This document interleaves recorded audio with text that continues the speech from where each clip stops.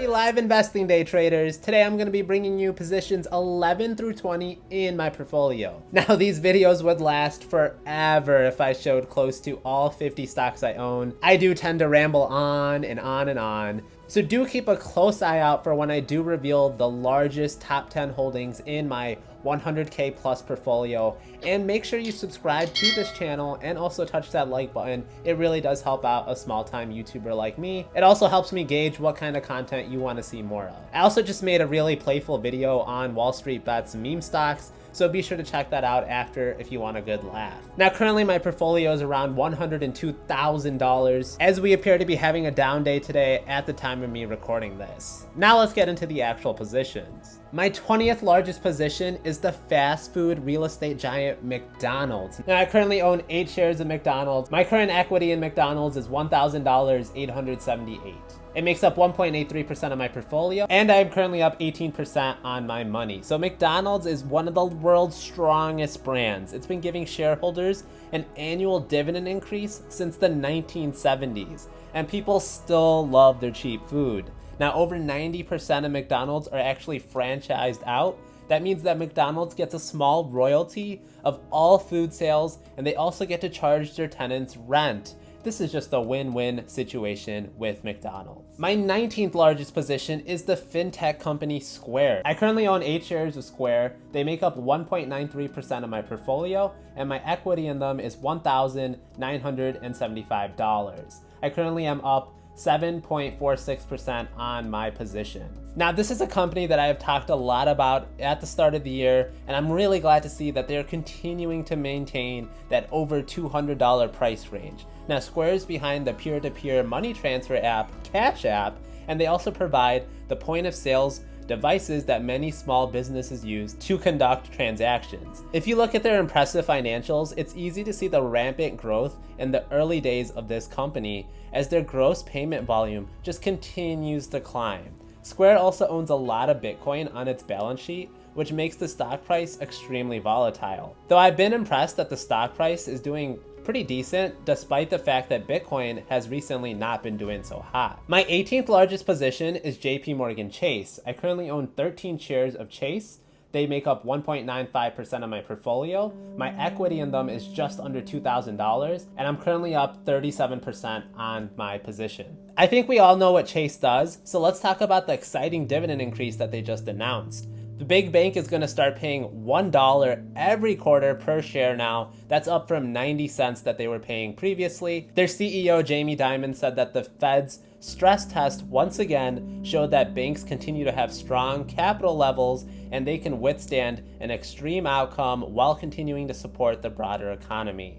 As a result, they finally raised their dividend again. Now, some of my earlier shares of JPMorgan Chase, they now have over a 4% yield. So that definitely beats anything that they would give you in their savings accounts. I think you're really gonna like my 17th and 16th largest holdings. They are income ETFs. First, we have QYLD. I currently own 100 shares of them. They make up 2.19% of my portfolio, and my current equity in them is $2,248. My total gain on this position is just 3.5%, but at the end of the day, I own this stock for their nice dividend, not to get capital appreciation. So QYLD does covered calls on the NASDAQ 100. So these premiums the company makes from selling those calls, they get sent out to us shareholders as dividends. QYLD has some really juicy dividends, around 11%. So I've reached 100 shares of them, and I'm pretty content with that for now. And I will continue to add into my other income ETFs, such as NUCI, which I also own. Right now I own 83 shares of them.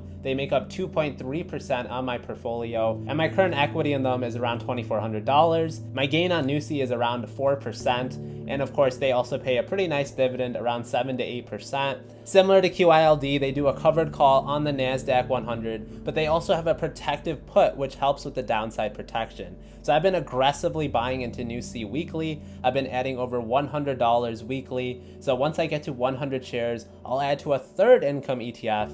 Which one? Well, I don't know that yet, but if you have any ideas, please let me know in the comments below, and I might do a group poll to help me decide among the finalists of which income ETF I should buy next. At number 15, we have UNH, United Health Group. I currently own 6 shares of UNH. They make up 2.39% of my portfolio. My current equity in them is just under $2,500, and I'm up 45% on my money. UNH is actually the largest health insurance provider in the US, and even though we've been in a recession, UNH has actually saw a 6% revenue growth year over year. Now, people tend to prioritize paying their health insurance bills, and the company just raised their dividend 16%. They're really firing on all cylinders here, and I expect that to continue for the foreseeable future.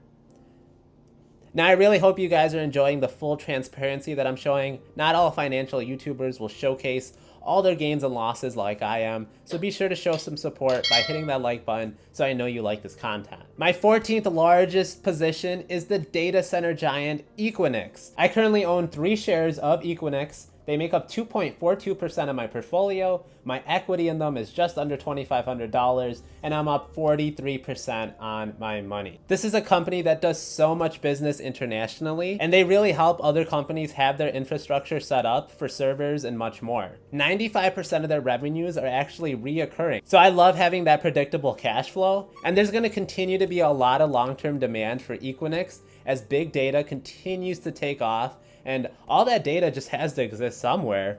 5G, Internet of Things, AI, artificial intelligence, blockchain, they're all going to benefit EQIX. Number 13 needs no introduction, and that would be Google. So I only currently own 1 share of Google, but they make up 2.47% of my portfolio. My current equity in them is $2,500, and I'm up 26% on my money, even though I've only owned them since March. Now, Google is basically internet real estate. They make so much money from selling ad space on websites and their own platforms such as Google search engine and YouTube. As long as Google's revenues continue to grow and grow at an exponential rate, which they definitely have been doing, I expect that share price to continue growing as well. I want to buy another share of Google, but at the same time, I have to be cognizant that Google is also a large part of the ETFs I own, such as SPY and QQQ, so I get exposure there as well. My 12th largest holding is ARKK. I currently own 21 shares of ARKK. They make up 2.55% of my portfolio, and my current equity in them is over $2,600, and I'm up only 3% on my money. So ARKK is the Cathie Wood run innovation ETF that focuses on disruptive technology. Now, ARKK is a rare breed in that the share price and how it trades at in the short run is how investors perceive Cathie's intelligence. It's funny how fair weather some investors are. At the end of last year, when Cathie was in the top 1% of all ETFs for that year, everyone loved her. But this year, they've been pretty sideways, and everyone is so quick to pick up a pitchfork. That is not how investing works. Cathie even said in her podcast that just using a 1 year as a benchmark to always compare ETFs is not always the best way to analyze an ETF's potential returns. Now, I'm really happy with my positions in ARKK, and I'm just going to continue to hold them for the long run. And my 11th largest holding is a stock that has given me the largest percent return of any company I've ever owned, and that would be Applied Materials. Now, I own 21 shares of AMAT. They currently make up 2.77% of my portfolio. My current equity in them is just over $2,800, and I'm up 153% on my money. So if you don't know what Applied Materials do, they basically develop and manufacture the fabrication equipment needed for semiconductors and semiconductor related industries to produce their chip. Now, there is currently an ongoing world crisis on chip shortages. Now, companies like Applied Materials, they're really benefiting from this, and they're finding ways to increase their manufacturing possibilities.